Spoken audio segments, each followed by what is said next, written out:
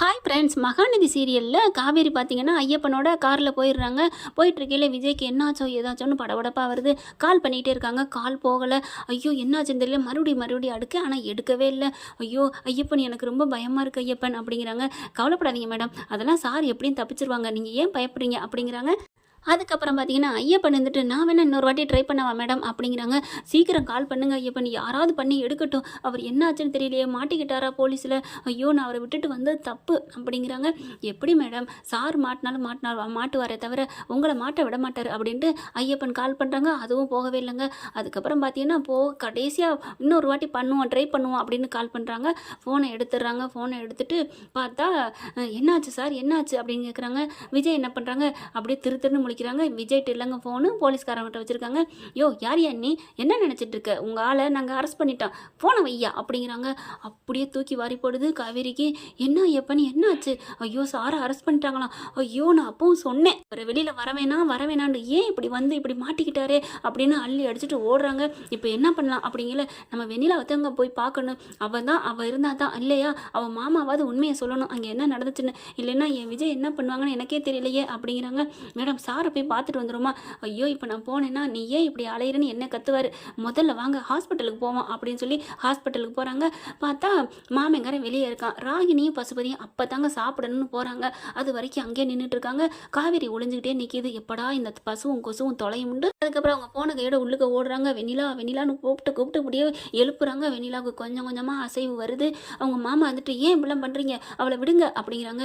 Sir உங்களை பெத்த தகப்பனான்னு நினச்சி கேட்குறேன், ப்ளீஸ் தயவு செஞ்சு கெஞ்சி கேட்குறேன். இந்த பொண்ணு இப்படி ஆனதுக்கு காரணம் என் புருஷனா, நீங்களே சொல்லுங்கள். இந்த பொண்ணை குணமாக்கி நல்லபடியாக ஆக்கி அவளை வாழ வைக்கணும்னு தான் அவர் நினச்சாரு.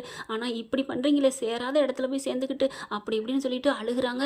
மாமனுக்கே கொஞ்சம் அவர் மனசு கிராமம் இல்லையா, அவர் மனசு ரொம்ப வெகுளித்தானம். அதனால இல்லைம்மா நான் என்னம்மா பண்ண முடியும் அப்படின்னு சொல்லிட்டு இருக்கல. வெண்ணிலா கண்ணை முழிக்கிறாங்க. கண்ணை முழிச்ச உடனே காவேரி போயிட்டு வெண்ணிலா அப்படிங்கிறாங்க.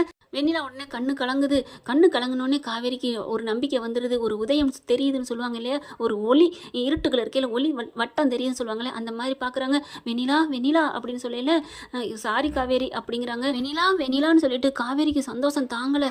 வெண்ணிலா இப்போ ஓகேவா, நல்லா இருக்கியா அப்படிங்கிறாங்க. என்னாச்சு வெண்ணிலா, என்ன நடந்துச்சு அப்படிங்கல. சாரி காவேரி அப்படிங்கிறாங்க. மாமா பார்க்குறாங்க. என்ன மாமா என்னங்க, ஏன் இவங்க அழுகுறாங்க அப்படிங்கிற மாதிரி பார்க்கல. வெண்ணிலா நீ என்ன பண்ணன்னு எங்களுக்கு தெரியாது, ஆனால் விஜய் அரெஸ்ட் பண்ணிட்டாங்க தெரியுமா அப்படின்னு சொன்னோன்னே வெண்ணிலா அப்படியே துடிச்சு போகிறாங்க. எந்திரிக்க ட்ரை பண்ணுறாங்க. வேணாம் படுத்துக்கங்க அப்படிங்கிறாங்க.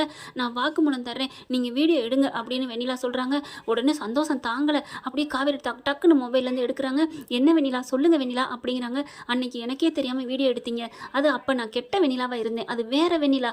இன்னைக்கு நான் நல்ல வெண்ணிலாவாக இருக்கேன், நானே எடுக்க சொல்கிறேன் எடுங்க அப்படின்னு சொல்லிட்டு, எனக்கு இந்த நிலைமைக்கு காரணம் பசு தான், அவன் தான் இப்படி என்னை அரைஞ்சு தள்ளி விட்டான் அப்படின்னு நடந்ததை எல்லாத்தையும் சொல்லிடுறாங்க. பார்த்தோன்னே அப்படியே ரொம்ப சந்தோஷம் ஆகுது. வெண்ணிலா உண்மையிலே நீ எனக்கு ரொம்ப உதவி பண்ணிட்ட அப்படின்னு காவேரி ஃபீல் பண்ணி சொல்கிறாங்க. அதுக்கப்புறமா வெண்ணிலா உனக்காக இன்னொரு நியூஸ் சொல்கிறேன் கேட்டுக்கோ அப்படிங்கிறாங்க. என்ன அப்படிங்கிறாங்களா.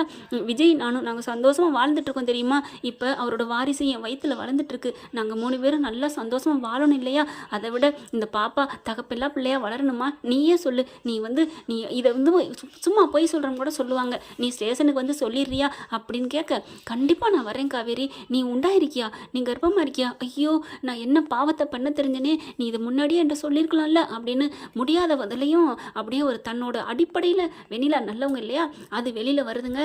அவ்வளோ அழகாக பேசுகிறாங்க. வெண்ணிலா நான் அப்போவே சொன்னேன் நீங்கள் நல்லவங்கன்னு, காதல் விஜய் மேலே வச்சுருந்தது தான் கண்மூடித்தனமாக நடந்துக்கிட்டீங்க, மற்றபடி நீங்கள் ரொம்ப நல்லவங்க அப்படிங்கிறாங்க. அப்புறமா மாமா சொல்கிறாரு, அம்மா காவேரி நீ போயிடாதம்மா, ஏதாவது ஒரு பாதுகாப்பு போடுங்கம்மா, ஏன் என்னாச்சு, அவங்க 2 பேரும் பசுவும் அந்த ராகினியும் பயங்கரமாக மிரட்டுறாங்கம்மா, உண்மையை வெளியில் சொன்னால் என் மருமகளை ஏதாவது பண்ணிடுவேன்னு சொல்கிறாங்க அப்படிங்கிறாங்க. நீங்கள் கவலையே படாதீங்க, நான் இருக்கேன், இப்போவே நாங்கள் விஜயை கூட்டிகிட்டு வந்துடுறேன், அவர் பாதுகாப்பு கொடுப்பாரு அப்படிங்கிறாங்க. சரிம்மா சீக்கிரம் போயிட்டு இந்த வீடியோவை காமிச்சு விஜயை வெளியில் கூட்டிகிட்டு வா அப்படிங்கிறாங்க. அதுக்கப்புறம் நீங்கள் இங்கே இருங்க அப்படின்னு சொல்லிட்டு ஐயப்பனை கூப்பிடுறாங்க. ஐயப்பன் 2-3 பேரையும் பாதுகாப்புக்கு போடுறாங்க.